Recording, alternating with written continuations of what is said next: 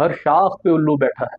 अंजाम में गुलिस्तां क्या होगा। और हम एक ऐसे जमहूरी मुल्क में रहते हैं कि जहाँ कई फेडरल गवर्नमेंट कोई फैसला करती है towards the foreign affairs policy, तो वहाँ के एक सूबे का एक चीफ मिनिस्टर वो कहता है मैं इसको नहीं मानूंगा। जी हाँ, वज़ीर-ए-आज़म पाकिस्तान और वफाकी हुकूमत ने जो अफगान रेफ्यूजीज हैं उनके बाबत जो फैसला किया उन्हें वापस भिजवाने का, तो वहाँ पे एक आदमी, एक सूबे का चीफ मिनिस्टर जो है अली अमीन गंडापुर साहब, केपीके के चीफ मिनिस्टर साहब, वो ये कहते हैं कि हम तजलील नहीं करेंगे अफगान रेफ्यूजीज की और उन्हें ज़बरदस्ती नहीं भिजवाएंगे, हम बात करेंगे, निगोशिएट करेंगे, सो एंड सो। तो भाई आपको ये किसने कह दिया कि अफगान रेफ्यूजीज की तजलील की जा रही है या उसकी कोशिश की जा रही है। और गुज़श्ता 4 दहाइयों से अफगान रेफ्यूजीज यहाँ पे बैठे हैं और हमने भाई बना के बैठा, तो उनकी तजलील करने का कौन सोच सकता है।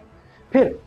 आर्मी चीफ ऑफ पाकिस्तान ने चंद रोज कबल एक बयान दिया था, उसका एक करेक्ट या इन अल्फाज का इस्तेमाल उन्होंने किया था कि अब हम दहशतगर्दों के खिलाफ एक हार्ड स्टेट बन के सामने आएंगे। और बनना भी चाहिए, एक हार्ड स्टेट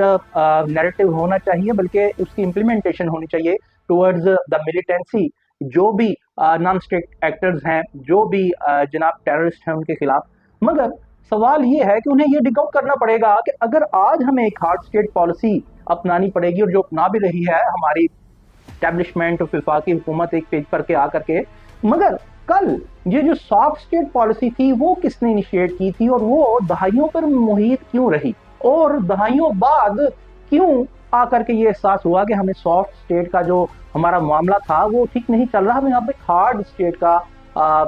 लेकर के बयानियां और अमलदारी चलना है। ये उन्हें देखना पड़ेगा, क्योंकि जब तक वो उसकी एलिमिनेशन नहीं करेंगे उन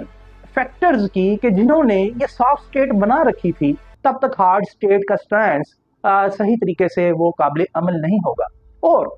तमाम लोग ये कहते हैं, खास तौर पे अली अमीन गंडापुर साहब की पार्टी पाकिस्तान तहरीक इंसाफ भी, कि जनाब यहाँ पे पाकिस्तान में जो मिलिट्री डिक्टेटरशिप थी उसने बड़ा नुकसान किया, ये हो गया, वो हो गया। इस बात से मफर इख्तियार करते हैं कि क्या उसके जनाब ज़रा सा पहलू थे और क्या उसके फ्रूटफुल रिजल्ट थे कि नहीं, ये बात की बात है। मगर ये सब लोग तो हमें ये बताते हैं कि मिलिट्री डिक्टेटरशिप्स ने बहुत गलत किया। तो जनाब आज से 4 दहाइयां कबल जब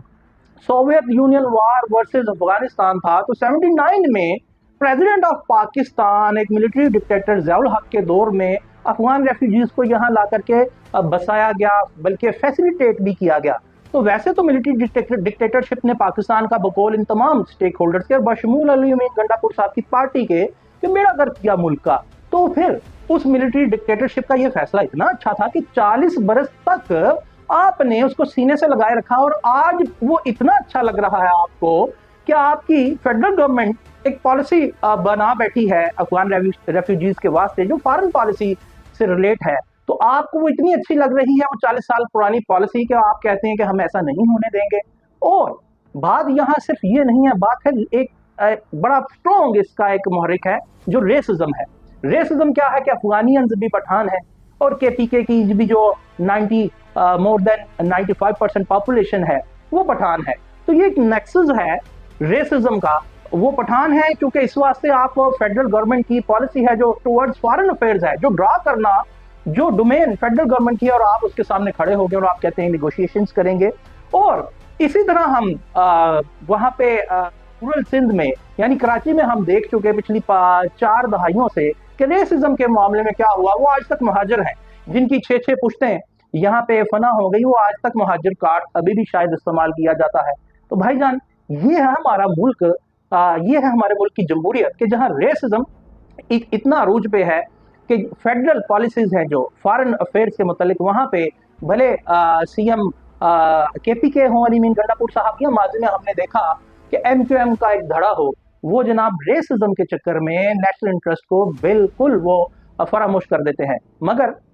ये बात बड़ी खुशाइंद है कि आर्मी चीफ साहब ने आज फिर से कह दिया है कि अब हम बिल्कुल से भी कोई नरमी नहीं बरतेंगे दहशतगर्दों से। और एक सवाल बहुत चुभता सा है, अगर आप इसे रेसिज्म से आप बसद एहतराम इसे उससे ना मिलाएं, तो एक सवाल फैक्चुअल क्वेश्चन है, आपने क्या कभी जो भी आपने जो टेररिस्ट अटैक देखा है, खासतौर पर सुसाइड बॉम्बर, वो आपने कौन सी कौम से देखा है? इसका जवाब मैं नहीं दूंगा, आप खुद तलाश कीजिए, और उस कौम को चाहिए कि जिस कौम से वो सुसाइड बॉम्बर हमेशा से सामने आते रहे हैं, कि वो अपने आप को सेल्फ अकाउंटेबल ज़रूर करे, और ये जो परसेप्शन है उन पे रेसिज्म का, उसे ख़त्म करने की कोशिश भी करें।